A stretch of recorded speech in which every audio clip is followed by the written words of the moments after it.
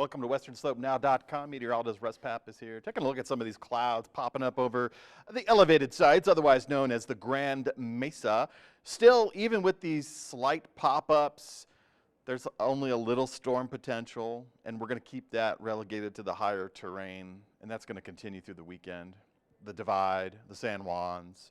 The lower elevations are dealing with other issues. We're talking hot temperatures. I have a list of safety tips here I want to share with you. Not everyone's going to listen to me. I mean, I myself drank an iced coffee today, but caffeine will dehydrate you. Try to hydrate yourself regularly. Eat lighter meals. I think that'll help your digestion and it won't take as much energy away from your body. I think you'll be able to cool yourself down naturally without such a heavy meal working inside of you. And you can cool down regularly by taking breaks in the shade if you're outside working or playing, taking regular breaks, avoiding the heat of the day. Go to the mall. Be a mall walker. It's air conditioned and you might find something neat to buy. Library is always a great place to catch up on, or I guess let your brain catch up on what it's missing. And you know what? This is something you don't often think of during these hot temperatures. Check on others. You know a friend, a neighbor, someone down the street. You know they may not have a cooling unit. You know they may not even have circulating air. The most vulnerable populations are our youngest and our oldest, and chronically ill.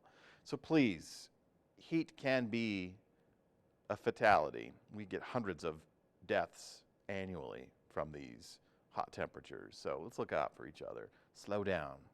Still very dry across the western slope, the Tri-County area, Montrose Delta, Mesa, bordering between extreme and exceptional drought categories. But we have hazardous weather to concern ourselves with, and it doesn't have to do with flooding. In fact, our storm and rain showers, storms, they're going to take a back seat to these hot temperatures. In the northwest corner of Colorado for Thursday, we have a red flag warning. It's just an downgrade. Let me back up.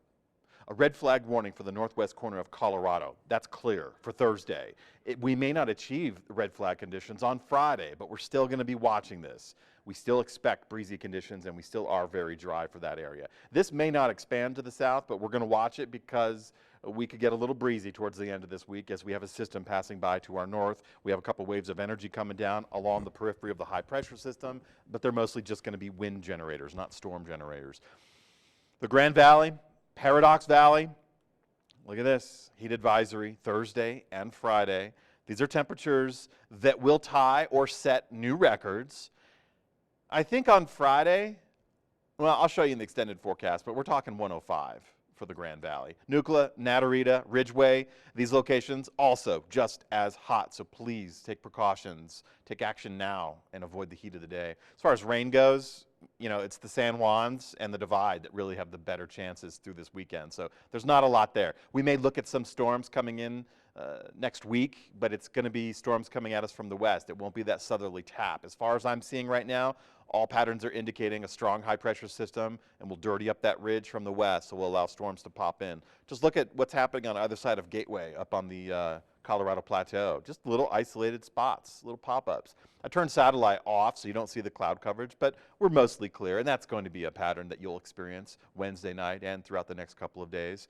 Certainly not storm-associated wind gusts. We're looking at just manageable wind blasts, 10 to 25 miles per hour.